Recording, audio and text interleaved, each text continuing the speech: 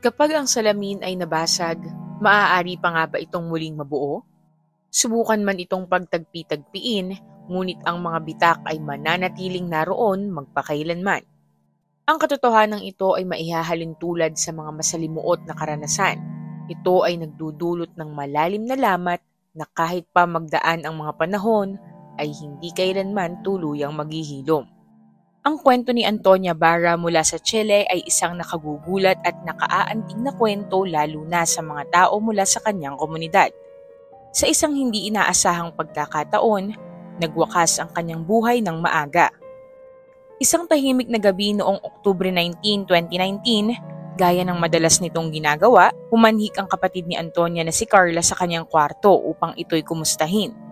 Nadatnan niyang tila mahimbing na natutulog ang kanyang kapatid kaya't pinili na lamang nitong huwag siyang abalahin dahil ipinagpalagay nito na malamang ay pagod ang kapatid kaya maagang nagpahinga.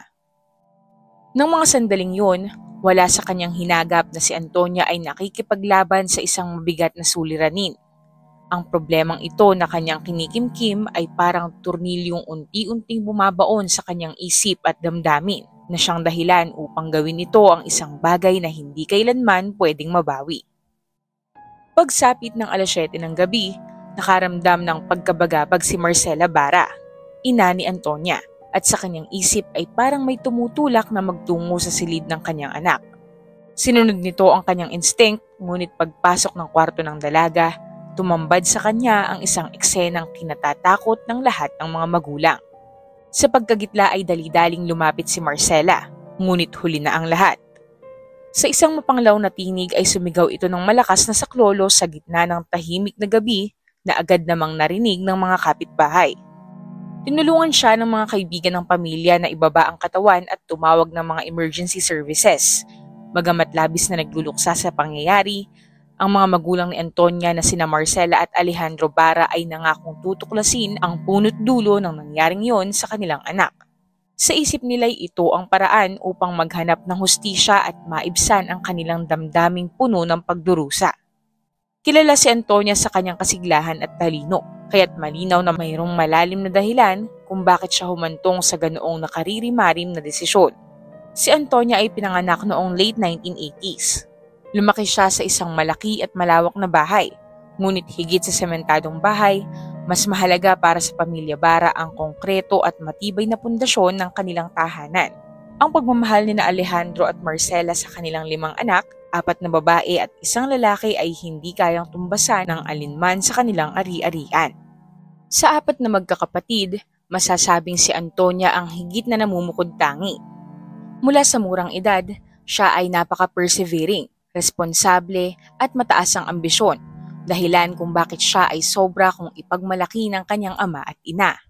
Magaling siya sa paaralan, mahusay makipag-ugnayan sa mga guro at may mga malawak na plano para sa kanyang hinaharap. Pangarap niyang makapaglakbay sa maraming lugar at magkaroon ng isang buhay na totoong masaya, hindi lamang dahil sa yaman kundi dahil sa totoong pakiramdam ng pagiging masaya.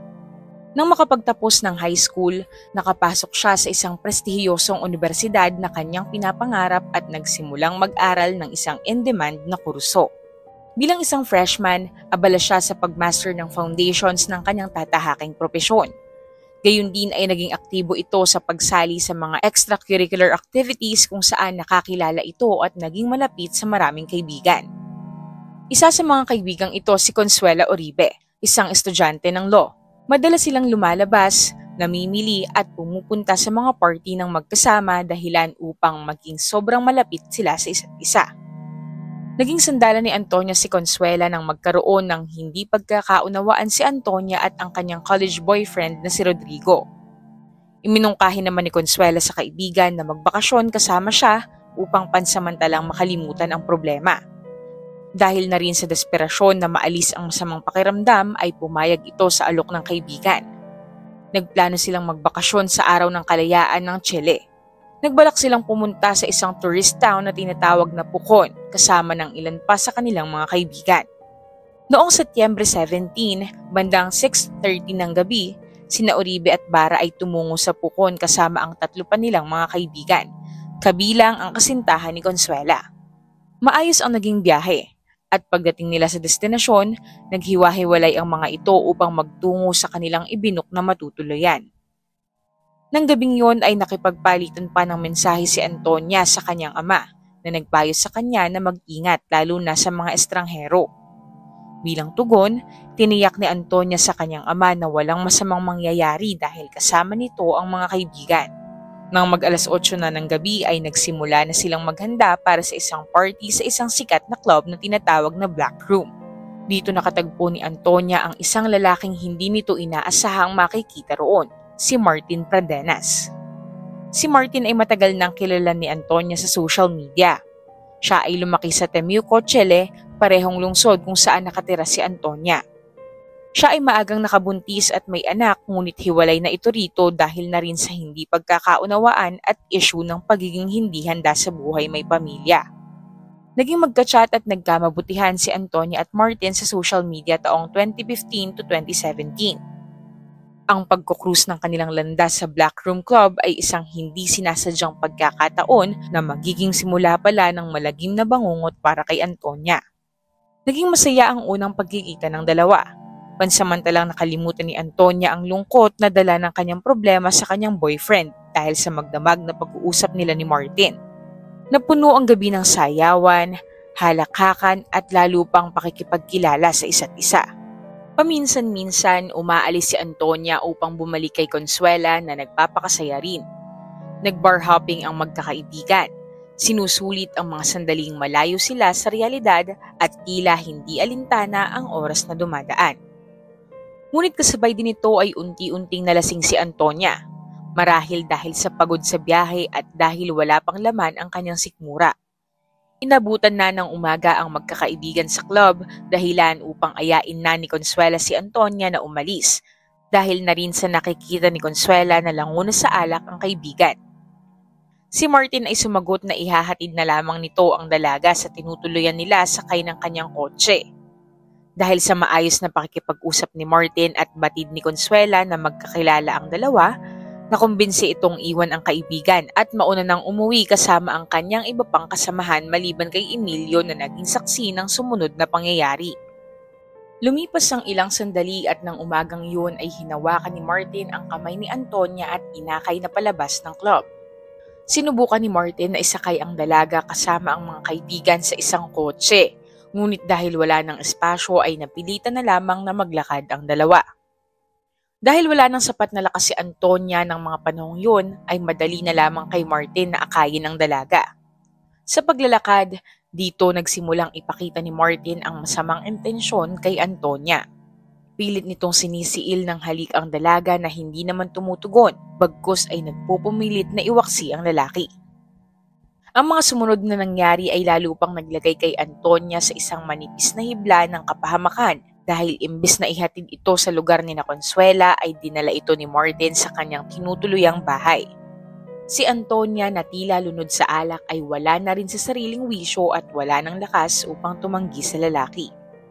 Pagdating nila sa inuupahang bahay, walang masyadong pumansin sa babae.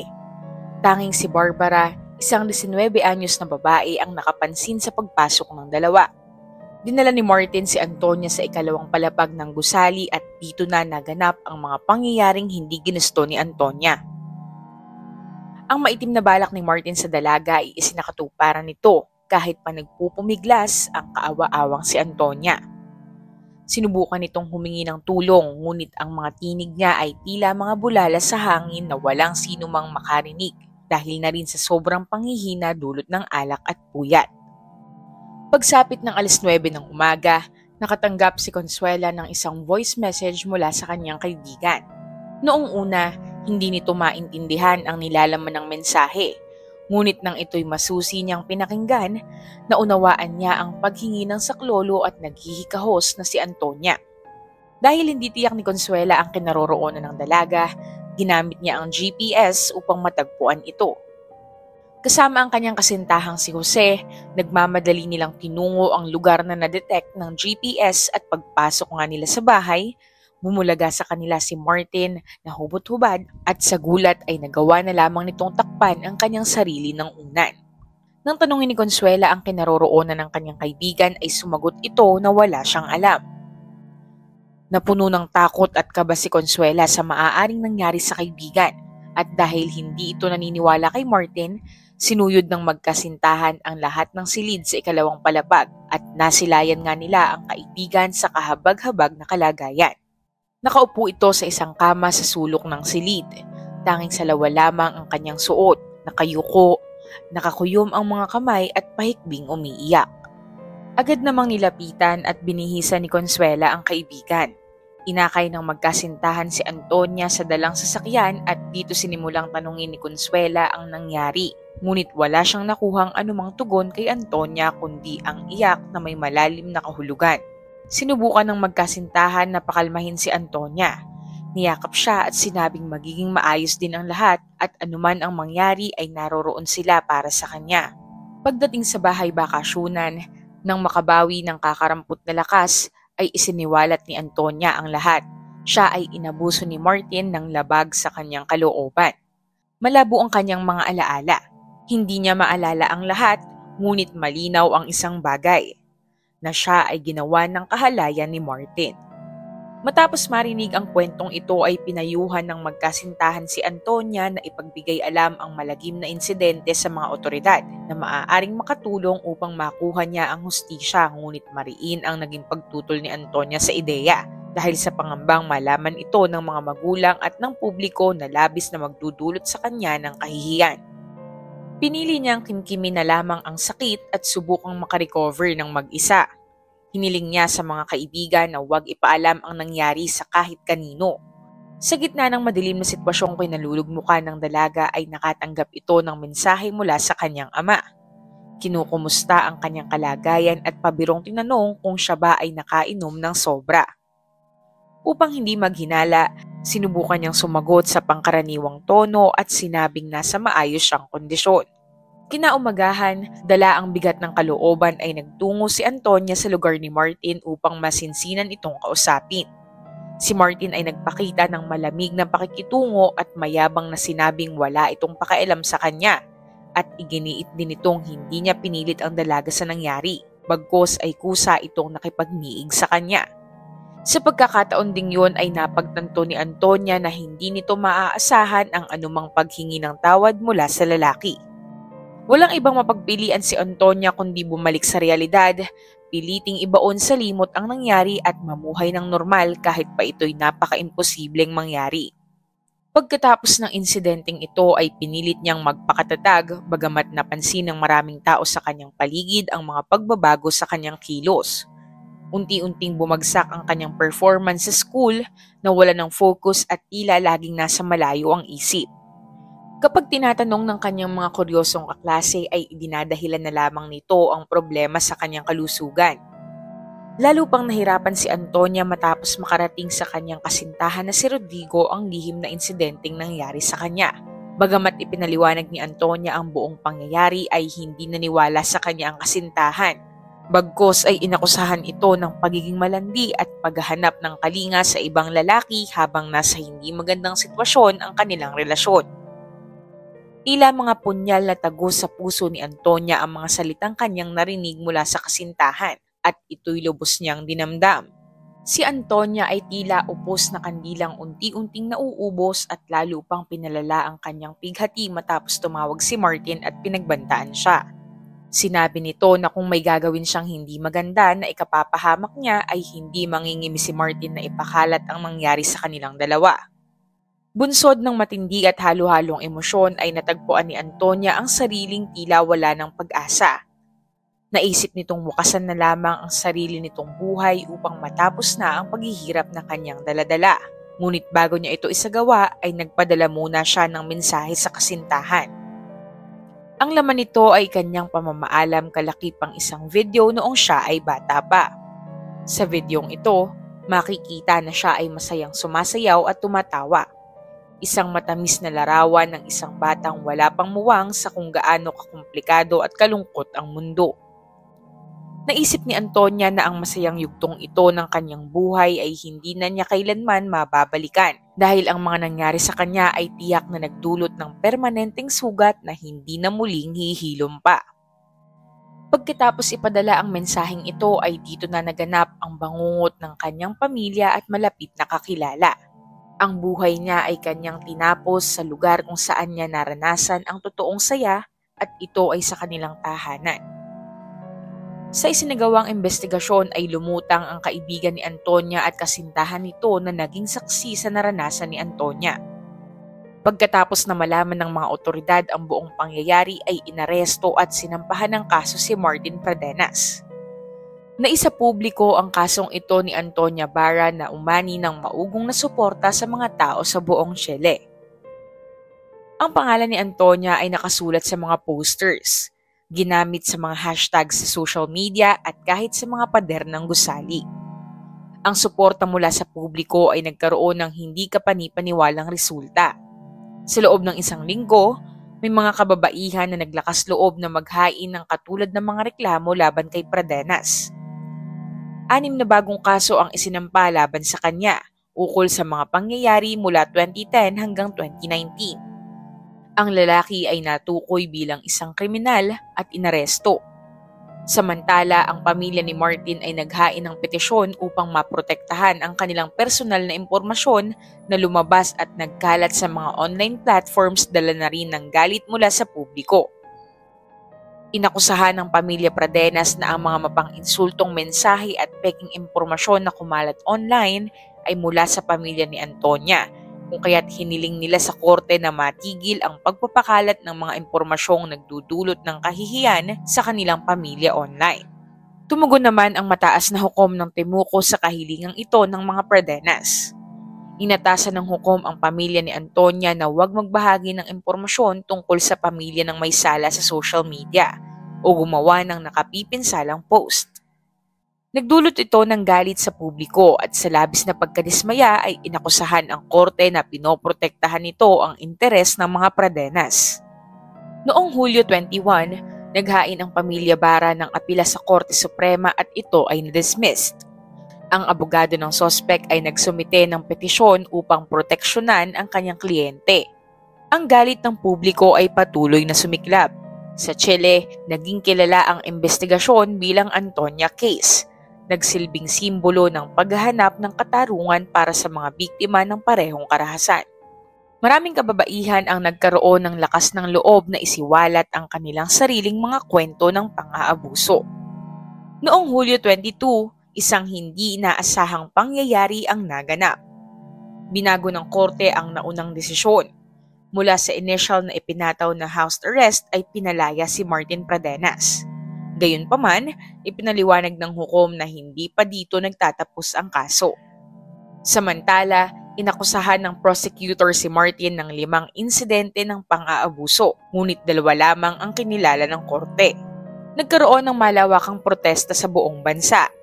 Libu-libong tao ang nagtipon sa mga lansangan, galit sa pagtigil ng ilang investigasyon at sa desisyon ng house arrest. Sinuportahan ng mga otoridad ang mga mamamayan sa pamamagitan ng pagsusumite ng kanilang kahilingan sa Court of Appeal na agad namang tinugunan ng hudikatura. Binawi nito ang naunang desisyon at ipinasok muli si Martin sa kustodiya. Ang parehong korte ay inalis ang statute of limitation para sa 2 kaso. Noong Pebrero 2021, natagpuan ang cellphone ni Martin. Ang forensic analyst ay nagpakita ng mga litrato kung saan ipinagmamalaki ng akusado ang mga underwear ng mga babaeng na biktima. Tila ipinagmamalaki niya ang kanyang mga tagumpay at isinave niya ito para sa sariling pleasure. Halos 4 na raang pahina ang isinumiting police report na naglalaman ng mga pahayag mula sa mga biktima, saksi at mga taong malapit kina Martin at Antonia, pati na rin ang mga nakakakilala sa kanila mula pagkabata. Isang guro ni Pradenas noong kabataan ang nagsalaysay na matalino at masiyahin siya noon, ngunit labis ang interes niya sa mga paksa ukol sa intimacy. May ilang babae na nagkwento na noong bata pa sila ay hinahawakan sila ni Martin sa malaswang pamamaraan. Ngunit noong panahong yon, walang nagbigay pansin dahil sila'y mga bata pa. Noong Hunyo 14, 2022, nagsimula ang paglilitis sa Criminal Court ng Temuco. Sa panahong ito, inihain ng prosekusyon ang mga ebidensya, testimonya ng mga eksperto at mga pahayag ng saksi. Noong Agosto 26, hinatulan si Martin ng 20 taong pagkakakulong sa iba't ibang kaso kaugnay ng karahasan at pang-aabusong sexual. Umapila naman ito sa hatol kung kaya't isang bagong paglilitis ang itinakda noong tagsibol ng taong 2023. Noong Marso 16, nagbitaw ang legal na kupunan ng akusado at ang kanyang kaso ay inilipat sa public defense. Sa panahong ito, isinuko ni Pradenas ang karapatan na manahimik at ipinaliwanag ang mga pangyayari. Iginiit niyang ang kanyang mga krimen ay nagawa sa ilalim ng matinding kalasingan na tinugunan ng prosecutor sa pagsasabing sa pamamagitan ng pakikipag-inuman sa mga babae, ginawa niyang vulnerable ang mga biktima. Noong Hulyo 7, 2023, napatunayang nagkasala ang lalaki.